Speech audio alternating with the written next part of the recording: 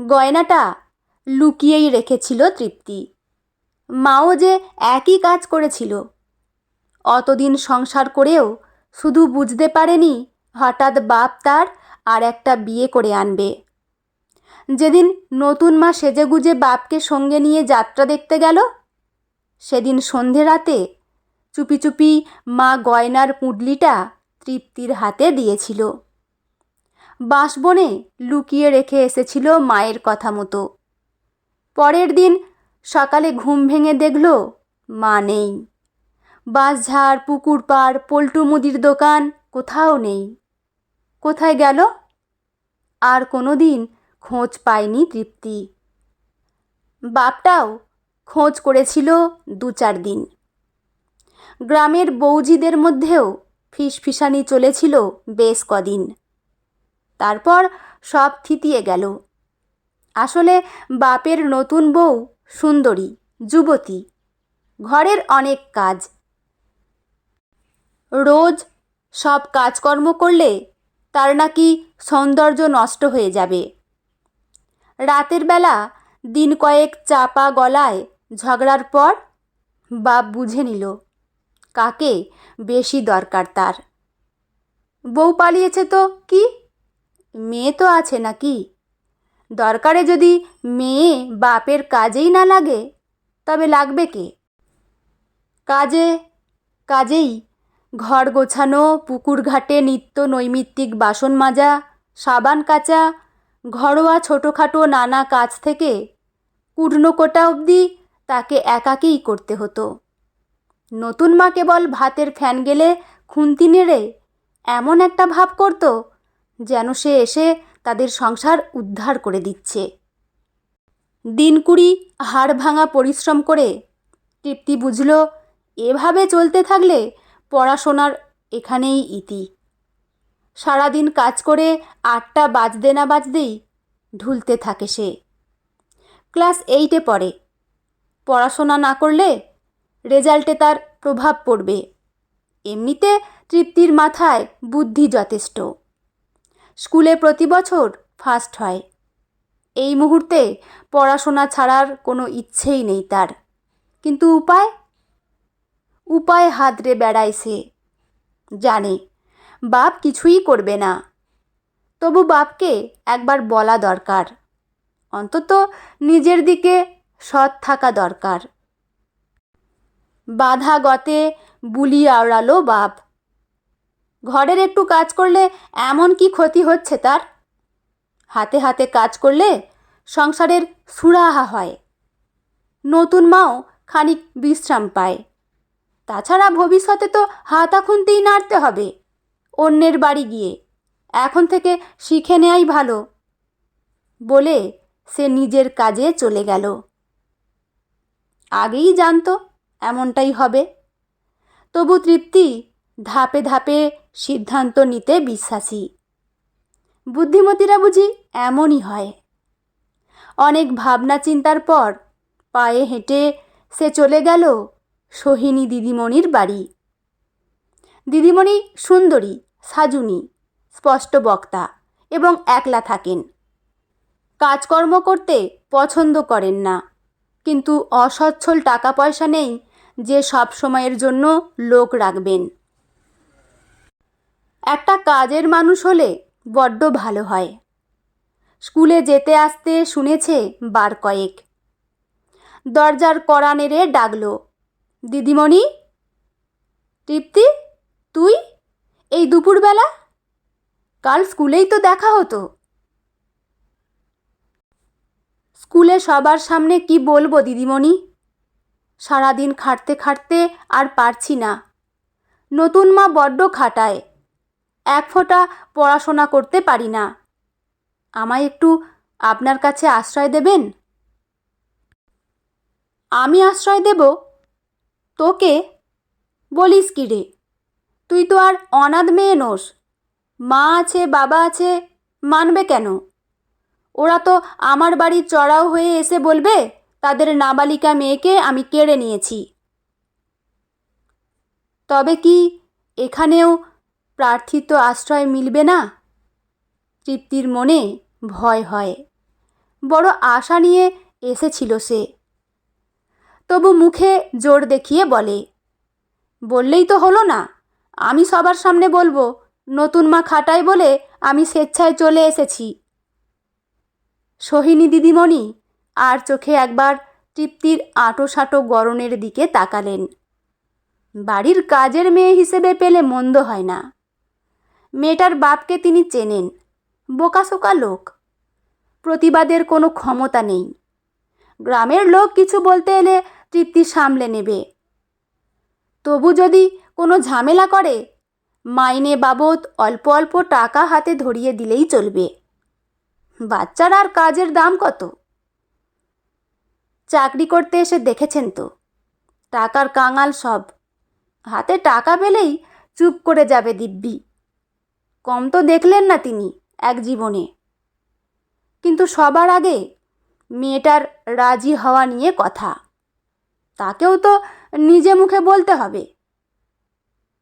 ক্ষণেক ক্ষণেক দিদিমণির মৌখিক ভাব পরিবর্তনের দিকে লক্ষ্য রাখছিল তৃপ্তিও। ক্লাস 8 হলেও অভিজ্ঞতায় যথেষ্ট পরিপক্ক সে। নইলে দিদিমণির সাইকোলজি বুঝে তার বাড়ি অবধি হানা দিত না।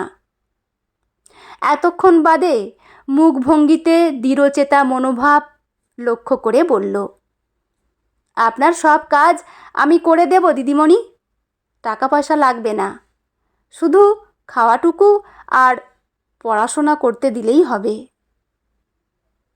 এইটুকুই তো চাইছিলেন সোহিনী। খুশি মনে বললেন, ঠিক আছে, একাই তো থাকি, থাক তুই, একটা সঙ্গী তো জুটবে।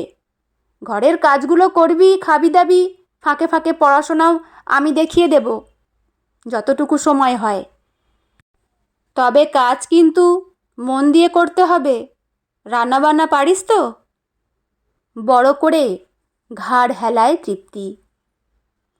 নতুন বউ সুরমা বড্ড রাগারাগি শুরু করায় শ্যামল একবার গ্রামের 3-4 জনকে জুটিয়ে এসেছিল সোহিনী দিদিমণির বাড়ি, নিজের মেয়েকে ফিরিয়ে নিয়ে যেতে। কিন্তু দিদিমণি যখন স্পষ্ট ভাষায় বললেন অল্প বয়সী মেয়েকে দিয়ে সংসার চালানোর নামে বাড়ির সমস্ত কাজ করানো আইনত দণ্ডনীয় অপরাধ, তখন বাকিদের সঙ্গে সেও সোজা পালিয়ে এসেছে। মেয়ে আগেই বলেছিল, তখন শোনেনি। এবার লেখাপড়া জানা দিদিমণি যদি একবার পুলিশ ডাকে, পুলিশে তার বড্ড ভয়। লাঠি দিয়ে যখন সপাসপ মারবে। 1 সপ্তাহ বাদে প্রথম মাফিনের স্বাদ পেল তৃপ্তি। স্যান্ডউইচ বানাতে শিখল নিজে হাতে। ডুমো করে কাটা পেঁয়াজ, ক্যাপসিকাম, চিলি চিকেনের রেসিপি শিখল কেতা কায়দা। চুল বাঁধার স্টাইল, জামা কাপড় পরা। দিদিমণির সংসারেই আরাম করে থেকে গেল সে। যথাসময়ে প্রথম বিভাগে ভালো নম্বর নিয়ে পাশ করল উচ্চ মাধ্যমিক। দিদিমণির দেয়া পুরনো অথচ নতুন জামা কাপড় পরে ভালো মন্দ খেয়ে দিয়ে গায়ে খানিক গত্তি এসেছিল। আবার পাখি শিকল ছিঁড়ে পালালো। হারিয়ে গেল তৃপ্তি। খবর পেয়ে শ্যামল আর তার নতুন বউ লোকজন জুটিয়ে আর এক দফা ঝামেলা করতে এসেছিল বটে, কিন্তু তৃপ্তির নিজের হাতে লেখা চিঠির কাগজখানা দেখাতেই সব চুপচাপ। একজন পড়ে বলল শ্যামলকে, তোর মেয়ে নিজের ইচ্ছায় পালিয়েছে রে, দিদিমণির কি দোষ? দিদিমণির পুরনো জামা কাপড় না নিয়ে গেলেও মনে করে তৃপ্তি নিয়ে গিয়েছিল মায়ের পুরনো গয়নার পুঁটলি। এতদিন বাড়িতে তার আশ্রয়ে থাকলেও গয়নার কথা দিদিমণি কখনো জানতে পারেননি। কোথায় গেল তৃপ্তি? কার সঙ্গে গেল সে?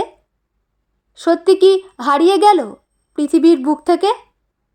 হাজার আলোচনা ফিসফিসানি শেষে গ্রামের মানুষের কাছে একটা প্রহেলিকা হয়েই থেকে গেল তৃপ্তি ও তার মা। 2 বছর বাদে তরুণের চোখে পড়ে গেল তৃপ্তি। গ্রামের ছেলে শহরে গিয়েছিল ইন্টারভিউ দিতে। ফেরার পথে ময়দান দিয়ে একলাটি হাঁটছিল সে। হঠাৎ চোখ তুলে তাকাতেই দেখল জিন্স আর টি শার্টে সামনে হাঁটা রমণীয় ভঙ্গিটি তার ভীষণ চেনা। এগিয়ে গিয়েছিল দ্রুত, মুখোমুখি দাঁড়িয়ে ছুঁড়ে দিয়েছিল প্রশ্ন, তৃপ্তি, তুই এখানে? জানিস তোর নতুন মা বাবা কত খুঁজেছে তোকে, এমনকি গ্রামের লোকেদের নিয়ে দিদিমণিদের বাড়িতেও গিয়েছিল। তুই নাকি চিঠি লিখে হারিয়ে গিয়েছিলি, সত্যি? কেন এমন করেছিলি? কাকু সবাইকে চিৎকার করে করে বলছিল দিদিমণি নাকি তোকে অত্যাচার করতো বলে তুই পালিয়ে বেঁচেছিস। কী সব উল্টোপাল্টা বকছেন তখন থেকে? আমি চিনি না আপনাকে, কখনো দেখিনি। কে আপনি? তৃপ্তির এমনতর কথা শুনে একটু চমকে যায় তরুণ। আশা করেনি সে এমন কিছু উত্তর আসবে। ভেবেছিল এতদিন বাদে তাকে সামনাসামনি দেখে তৃপ্তি খুশি হবে। এমনও এক সময় গেছে যখন তৃপ্তি নিজের সব মন খারাপের কথা তাকে বলতো, আর আজ কি না। অবাক দৃষ্টিতে তৃপ্তির দিকে তাকায় তরুণ, অস্ফুটে বলে, সত্যি তুমি আমায় চিনতে পারছো না? না, কে আপনি?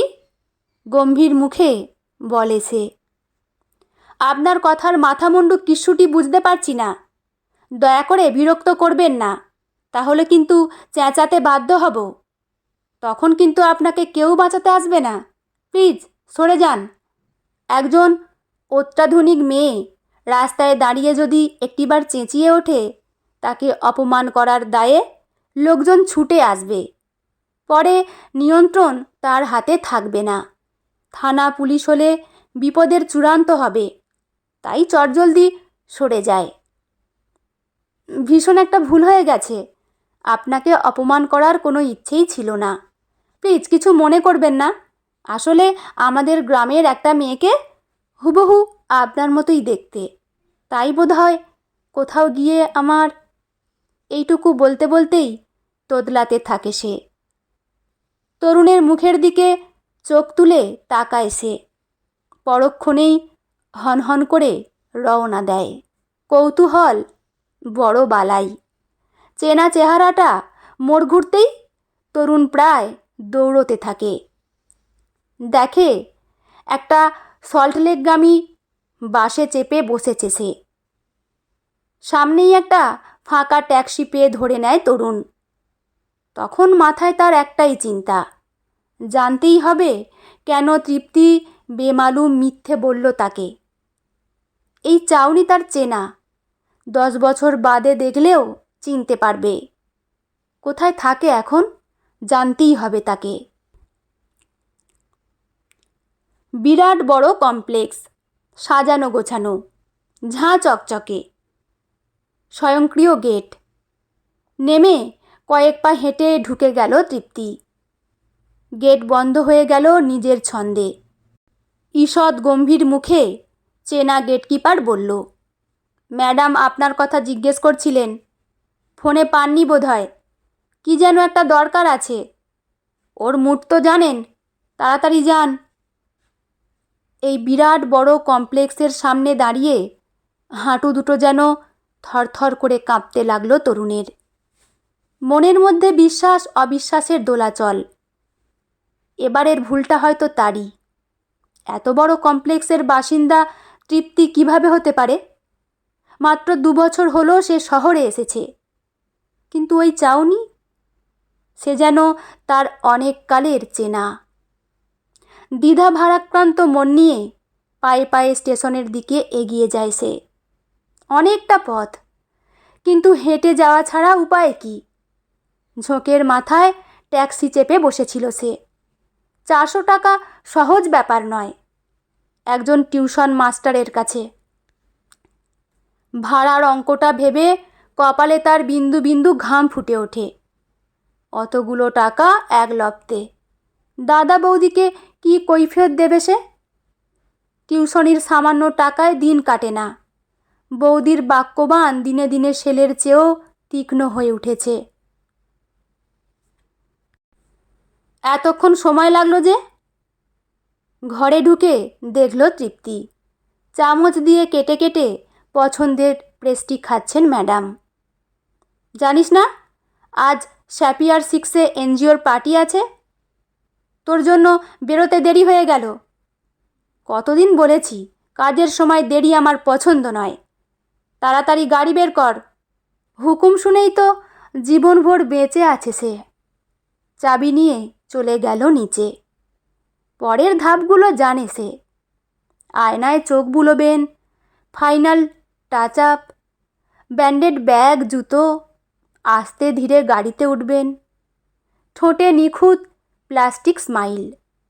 এই শহরে এসে তৃপ্তি চোখের জল লুকোতে শিখে গেছে। তাড়াতাড়ি ম্যাডামের রেঞ্জ রোভারখানা রাস্তায় বের করল সে। গ্রে রঙা, মাখন গতি। ড্রাইভারের সিটে যখন বসে মনে হয় এত আরাম এই জীবনে ছিল। এই দিকে সে ম্যাডামের কাছে কৃতজ্ঞ। ভাগ্যিস শহরে আসার পর যত্ন করে ড্রাইভিংটা শিখিয়েছিলেন, তাই সে এমন আরামদায়ক গাড়িতে চড়তে পারছে। ম্যাডাম ঢুকে গেছেন ভেতরে। এখন ঘন্টা 2 সেলিব্রেশন পার্টি চলবে। এখন তার কাজ স্টিয়ারিংয়ে মাথা রেখে ঝিমানো। ম্যাডাম বেরোলে বাড়ি পৌঁছে দেবে, কিন্তু আজ হাজার চাইলেও ঝিমুনি আসছে না। বারবার মনে পড়ছে তরুণের কথা। মিথ্যে বলেছে সে জেনে বুঝে। ওই চোখের চাউনিতে লেখা ছিল আজও তৃপ্তিকে সে ভোলেনি। কিন্তু ব্যর্থ একটা মেয়েকে মনে রেখে সে করবে কি? তার চেয়ে নতুন মানুষ আসুক জীবনে, ভালো থাকুক তরুণরা। আজও জানে না তৃপ্তি সেদিন সে ঠিক করেছিল নাকি ভুল। গ্রামের স্কুলে বিশেষ অতিথি হিসেবে আসা ব্যক্তিত্বময়ী অক্ষরা ম্যাডামকে চোখের সামনে দেখে তার মনে হয়েছিল গ্রামের এই কুয়োর ব্যাঙের জীবন থেকে একমাত্র ইনিই তাকে মুক্তি দিতে পারেন। শহর টেনেছিল তাকে, আর সেই টানেই কিছু না ভেবেই চলে এসেছিল সে। কিন্তু আজ মাঝে মধ্যে বড্ড পিছন ফিরে দেখতে ইচ্ছে হয়। এই জীবনটাই কি চেয়েছিল সে? সে তো স্বপ্ন দেখেছিল অনেক অনেক পড়াশোনা করবে, অনেক বড় হবে, অনেক টাকা উপার্জন করবে। সেজন্যই মায়ের গয়নাগুলো সব মিথ্যে, সব সাজানো। তাই সে দিনের পর দিন 5 তারার বাইরে গাড়িতে বসে ঝিমোয়, ভেতরে ঢোকার সুযোগ পায় না কোনো দিনই। 12:30টায় ম্যাডামকে পৌঁছে দিয়ে ক্লান্ত তৃপ্তি সার্ভেন্ট রুমে এসে শুয়ে পড়ে। কুনুই ভাঁজ করে ঢেকে নেয় চোখের পাতা, কিন্তু মন, সে কি শোনে কখনো কারোর কথা? পুরনো স্মৃতি জাল বুনে যায় মাকড়সার মতো। একসময় সেই জালে আটকে পড়ে হৃদয়, বেরোনোর পথ খুঁজে ফেরে। তরুণের সঙ্গে হঠাৎ দেখা যেন তাকে উলটপালট করে দিয়েছে। পুরনো স্মৃতির জোয়ার তাকে ভাসিয়ে নিয়ে গেলেও সে আর অতীতে ফিরে যাবে না।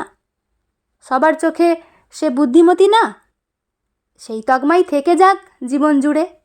হাসে সে, করুণ মধুর হাসি। ভাগ্যিস অন্ধকার ঘরে ছায়াও ব্যর্থ হয়। সোহিনী দিদিমণি মাঝে মধ্যেই তৃপ্তিকে চালাক বলতেন। কেন? কারণ একটা ছিল অবশ্যই।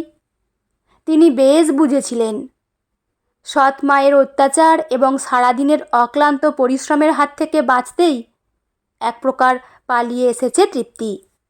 তার সঙ্গে উপরি পাওনা, ভালো মন্দ খাবার আর বিনা পয়সায় থাকার জায়গা।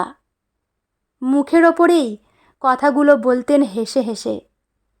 চুপ করে শুনত সে, না শুনে উপায় কি? নিরাপত্তাহীনতা মানুষকে অনেক সময় অনেক কিছু করতে বাধ্য করে। কিন্তু তিনি নিজেও কি চালাক ছিলেন না? কিশোরী একটা মেয়ে দিনের পর দিন বিনা মাইনেতে কাজ করছে, আর তিনি পায়ের ওপর পা তুলে আরাম করছেন। একবার কি উচিত ছিল না বাচ্চা মেয়েটার দিকে চেয়ে দেখা। আলাদা করে পড়া দেখিয়ে দেবেন বলে কতটুকুই বা দেখিয়েছেন তিনি? ফাঁকা সময়টা টিউশনি নিয়েই তো ব্যস্ত থেকেছেন। কাজের ফাঁকে দরজার পাশে দাঁড়িয়ে যেটুকু সম্ভব শুনে নিত সে। ঘুমে ঢুলে আসা শরীরকে জোর করে জাগিয়ে পড়ত। এভাবেই একদিন উচ্চ মাধ্যমিকের গণ্ডি পেরিয়েছে। একটু যত্ন নিলেই কি 70% কি 80 হতো না? হয়তো হতো। সত্যিই যদি সোহিনী দিদিমণি তাকে সাহায্য করত। বেশ বুঝেছিল গতানুগতিক পড়াশোনা করে বেশি দূর পৌঁছতে পারবে না, তাই নতুন আশ্রয়ে এসেছিল। মিনতি করে ধরেছিল অক্ষরা ম্যাডামের হাত। ভেবেছিল এনজিওতে যোগ দিয়ে হাতের কাজ শিখবে, শিখবে কম্পিউটার, শিখবে হাতের কাজ বিক্রির কৌশল, স্বাবলম্বী হবে, নিজের পায়ে দাঁড়াবে। কিন্তু ম্যাডামের পার্সোনাল ড্রাইভার হয়েই থেকে যেতে হলো। এখানে আসার পর থেকে বেশ কয়েকবার সে ম্যাডামকে বলেছিল নিজের স্বপ্নের কথা। হেসে হেসে ম্যাডাম বলেছিলেন, এত বুদ্ধিমতী মেয়ে, তুই ওসব শিখে করবি কি? তার চেয়ে আমার নতুন গাড়িটা চালা। দেখছিস তো আমার ফ্ল্যাটটাও যেমন আধুনিক কেতায় সাজানো গোছানো, তেমনই গাড়িটাও। সার্ভেন্ট রুমে থাকতে পারবি, দুবেলা আমায় কাজে কর্মে পার্টিতে নিয়ে যাওয়ার বাহানায় চড়তেও পারবি। তোর মতো বুদ্ধিমতী মেয়ে কি ওসব সামান্য কাজ করার বোকামি করতে পারে?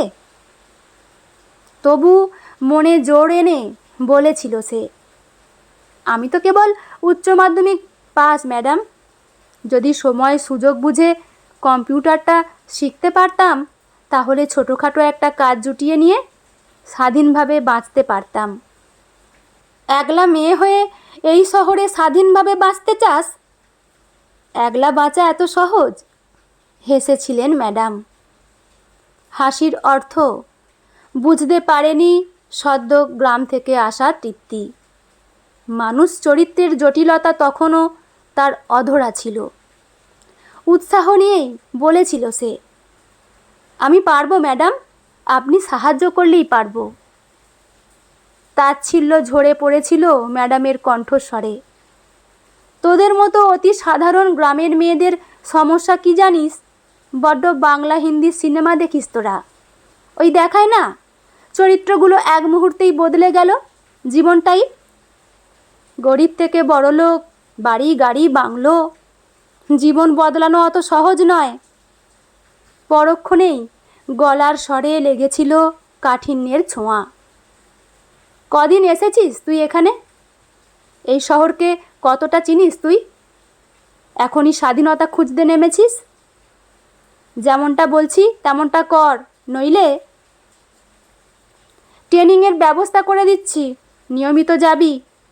পার্সোনাল একজন ড্রাইভার দরকার ছিল খুব তাড়াতাড়ি, নইলে তোর মতো গ্রামের আনস্মার্ট মেয়েকে কে শহরে আনতে যাবে? শহরে গরিব অভাবী মেয়ে কি কিছু কম পড়েছে?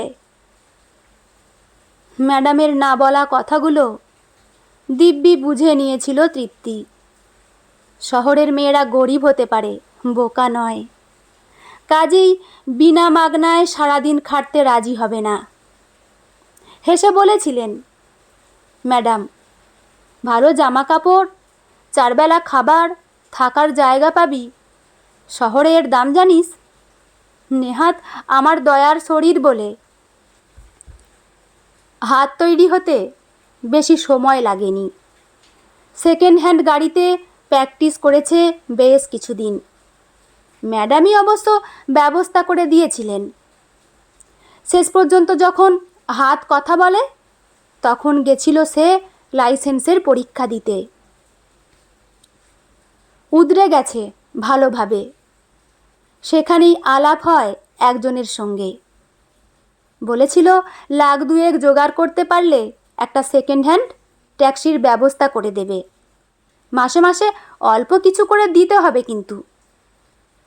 আপত্তি ছিল না তৃপ্তির। স্বাবলম্বী হতে চেয়েই তো দিদিমণির ঘর ছেড়েছিল। এবার থেকে না হয় পথেই তার ঠিকানা হবে।